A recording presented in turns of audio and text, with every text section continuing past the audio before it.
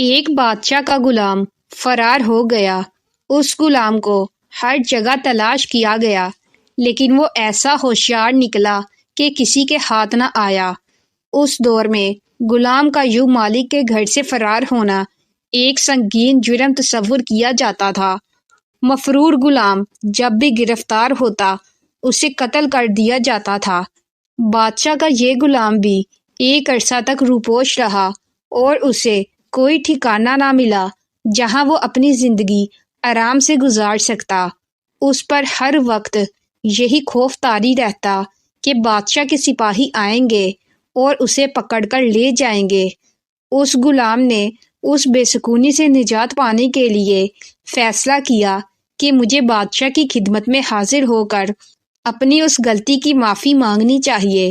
شاید اس کے دل میں اللہ تبارک و تعالی رحم ڈال دے اور وہ مجھے معاف کر دے۔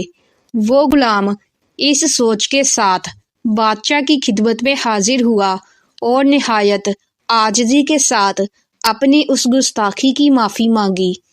بادشاہ کو چونکہ اس غلام سے نفرت ہو چکی تھی، اس لیے اس نے اسے دیکھتے ہی حکم جاری کیا کہ اس کو قتل کر دیا جائے۔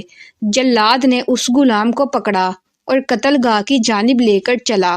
اس غلام کی آنکھوں کے آگے قتل کا حکم سن کر اندھیرا چھا چکا تھا۔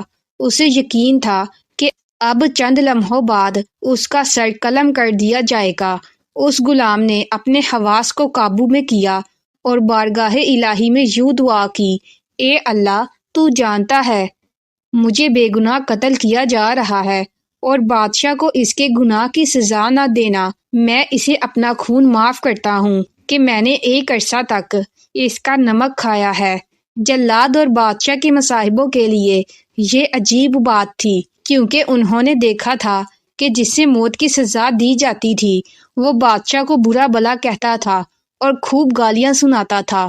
بادشاہ کے کانوں میں جب اس غلام کی فریاد پہنچی تو وہ اس کی اس وفاداری سے خوش ہوا اور اس کے قتل کا حکم واپس لیتے ہوئے اسے آزاد کرنے کا حکم جاری کیا۔ پھر بادشاہ نے اس غلام کو اپنے مصاحبوں میں شامل کر لیا اور خوب انعام و اکرام سے نوازا۔